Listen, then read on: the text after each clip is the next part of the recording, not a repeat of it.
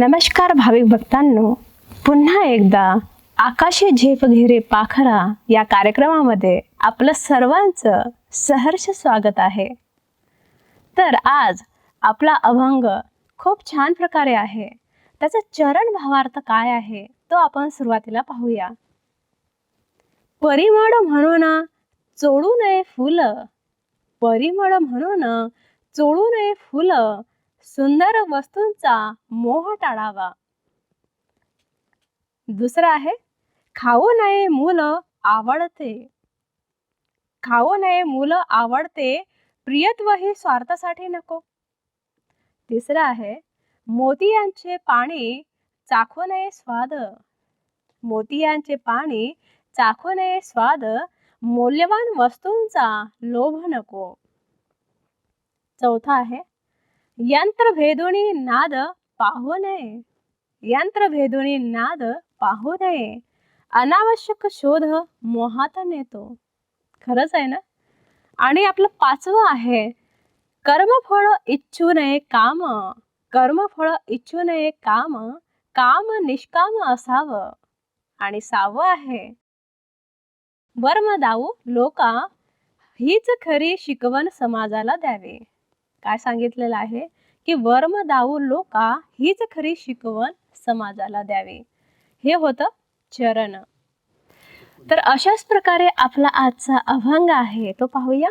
परिमळ म्हणून चोळू नये फुलं, परिमळ म्हणून चोळू नये फुलं, खाऊ नये मुलं आवडते, मोतियांचे पाणी चाखू नये स्वाद, मोतियांचे पाणी चाखू नये स्वाद, यंत्र भेदुनी नाद पाहू नये, कर्मफळ म्हणून इच्छू नये काम, कर्मफळ म्हणून इच्छू नये काम, तुका म्हणे वर्म दाऊ लोका. किती छान प्रकारे आजचा हा आपला अभंग आहे. आणि नेहमीप्रमाणे आपल्यासोबत यावर चर्चा करण्यासाठी आलेले आहेत बाळासाहेब भाईजी. चला तर आपण त्यांच्यासोबत चर्चा साधूया. नमस्कार भाईजी. नमस्कार. तर आपली अभंगाची पहिली ओळ आहे, परिमळ म्हणून चोळू नये फुलं. या वाक्याचा काय बरं भावार्थ आहे? खूप सुंदर या ठिकाणी वर्णन केलेलं आहे हो. की एखादी गोष्ट चांगली वाटली म्हणून तिला लगेच खाऊन घ्यायचं. जसं या ठिकाणी मी उदाहरण देऊ शकतो आपल्या भावी भक्तांना की महाराजांना सांगायचं आहे की जसं म्हटलं जातं की ऊस गोड लागला म्हणून तो काय मुळासकट खायचा नाही. बरोबर. या अभंगामध्ये संयम आणि वैराग्य, संयम आणि वैराग्य ह्या दोन गोष्टींचा बॅलन्स सांगितलेला आहे. बर. म्हणजे जर आपण बघतो की एखादं मुलगा जर सुंदर आहे तर त्याची आपण पप्पी घेऊ शकतो, परंतु हे नाही की त्याला पूर्ण जसं म्हणतो की त्याचा गालच खायचा. जसं कधी कधी अशी एक इच्छा निर्माण होते की हे किती गोड आहे, मग ठीक आहे पप्पी घेईपर्यंत ठीक आहे, परंतु त्याच्यानंतर जर आसक्ती निर्माण झाली तर ती वाईट आहे. बरोबर. जसं आपण बघतो की एखादं फूल आहे, ते फूल बघण्यामध्ये सुंदर आहे, त्याचा तुम्ही आनंद घ्या, बरोबर. परंतु त्याचा अजून आनंद घेण्यासाठी त्याला चोळणं किंवा त्याला तडोडणं मरोडणं तर ते नष्ट होईल. हा, बरोबर. म्हणजेच प्रकृतीची एकंदरीत जी सुंदरता आहे ती बघण्यासाठी आहे, परंतु त्याच्यामध्ये जर तुम्ही आसक्ती ठेवली तर त्याचं रूपांतर नंतर दुःखामध्ये होतं. बरोबर आहे. म्हणून आपल्याकडं म्हटलं जातं की सोन्याचं अंडं देणारी जर मुर्गी आहे तर ते सोन्याचं अंडं रोज दिलं तर ते चांगलं, परंतु त्याचा आनंद न घेण्यापेक्षा सर्वच अंडे मला एक दिवसासाठी पाहिजे आणि त्या मुर्गीला किंवा तिला मारायचं आणि ते अंडे प्राप्त करण्याची इच्छा ठेवायची, तर याच्यात ती मुर्गी पण जाणार बरोबर. आणि अंडे कायमचे जाणार. बरोबर. म्हणून म्हटलं जातं की सोन्याचं अंडं घेण्यासाठी त्या मुर्गीला, म्हणजे ज्याला आपण कोंबडी म्हणतो, तिला मारून टाकणं ही समजदारी नाही आहे. तर त्याच्यात संयम पाहिजे, तुम्हाला मिळेल संयम पाहिजे. म्हणजे याच्यामध्ये आसक्ती नको आहे, याच्यामध्ये वैराग्याची भावना जी आहे अभंगामध्ये खूप छान वर्णन केलेले आहे. कारण आपण बघतो की काही काही सौंदर्य हे बघण्यामध्ये आनंद आहे, परंतु त्याला छेडण्यामध्ये कुरूपता आहे किंवा त्याच्यामध्ये तो आनंद नष्ट होतो. म्हणून या ठिकाणी वैराग्य पण आहे आणि या ठिकाणी संयम पण ह्या अभंगामध्ये महाराजांनी वर्णन केलेलं आहे. खूप छान प्रकारे तुम्ही सांगितलेलं आहे की फूल हे झाडावर चांगलं दिसतं. हम्म. त्याला जर तोडलं तर ते कोमेजून जातं. म्हणून फुलाला झाडावरतीच ठेवायचं, म्हणजेच की ते फक्त पाहण्यासाठी आहेत, हम्म. त्याचा चुरगडा करण्यासाठी नाही. हम्म. तर आपली दुसरी ओळ आहे, मोतियाचे पाने चाखू नये स्वाद. याचा काय भावार्थ आहे? या ठिकाणी महाराजांना सांगायचं आहे की कोणत्याही गोष्टीचं जर आपण जास्त जर आकर्षण ठेवलं आणि इच्छा जर व्यक्त केली, जसं बरोबर. मोतियांचं पाणी, आता जसं पहिलंच मी वर्णन केलेलं आहे की काही गोष्टी तुम्हाला त्या खुशी आणि आनंदित देणार आहे. जसं आपण बघतो की एखाद्या मुलीचं जे सौंदर्य आहे, जसं एखादा मुलगा त्या मुलीच्या सौंदर्यावर आकर्षित होतो, तर दूरवरून बघितलं तर त्याला आनंदी आणि खुशी आहे. परंतु त्याच जर सौंदर्याला खूप त्यानं त्याचं जे रूपांतर इच्छेमध्ये जर निर्माण झालं तर त्याच्यानंतर त्याचं रूपांतर शेवटी दुःखामध्ये होतं.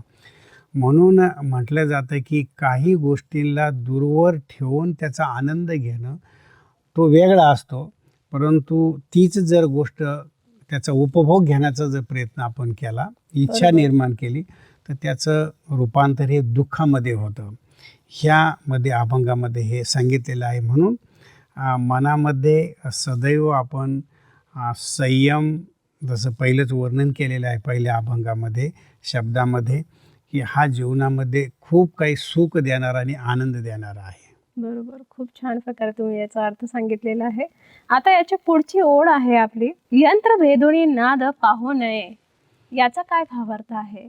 आता या ठिकाणी महाराजांना सांगायचं आहे की समजा पखवाद आहे किंवा एखादा हार्मोनियम आहे, आता त्याचा आनंद कानानं घ्यायचा आहे तुम्हाला, बरोबर. परंतु ते कसं वाजतंय किंवा एवढा सुंदर आवाज कसं काय येतोय, मग त्याच्याकरता ते यंत्र खोलून त्याच्या खोलामध्ये जाणं हा एक मूर्खपणा आहे. खरोखर. तुम्ही फक्त त्याचा कानानं त्याचे मधुर त्याचा आनंद घ्या. आणि या ठिकाणी महाराजांना सांगायचं आहे की एखाद्या गोष्टीच्या खोलावर जाऊन आपण आपल्या जीवनामधला आनंद कधीच नष्ट करायचा नाही.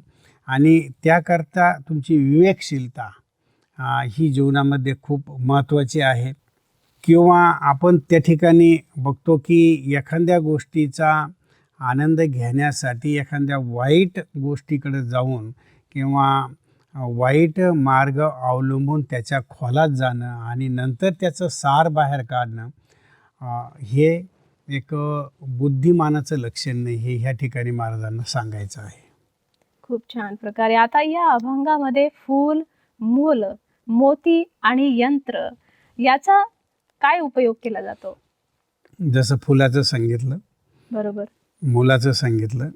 फुलाला त्याचा सुगंध घेण्यासाठी, बघण्यासाठी ठीक आहे, बरोबर. परंतु त्याला जर तुम्ही ज्याला म्हणतो आपण तोडलं आणि त्याला जर हातावर जसं आपण त्याला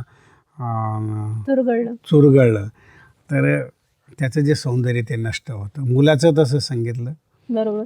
की मुलाला पण तुम्ही त्याला जवळ घ्या, त्याच्याशी प्रेम करा, परंतु त्याच्यामध्ये जर जास्तच तुम्ही आसक्ती निर्माण केली तरी ते एक तर रडण तुमच्याकडे पुन्हा येणार नाही. बरोबर आहे. म्हणजे आपण बघतो की त्याच्यामध्ये पण आपल्याला ते तुमच्यापासून दूर जाईल. बरोबर आहे. आपण बघता ना की ज्यादा जर त्याला तुम्ही खूपच आवडले म्हणून त्याला एकदम छातीला आवडून धरतात तर ते नंतर तुमच्याकडे येणार नाही. बरोबर आहे. म्हणजे प्रेम पण लिमिटमध्ये जर असलं तर ते आनंद आणि सुख देणार आहे.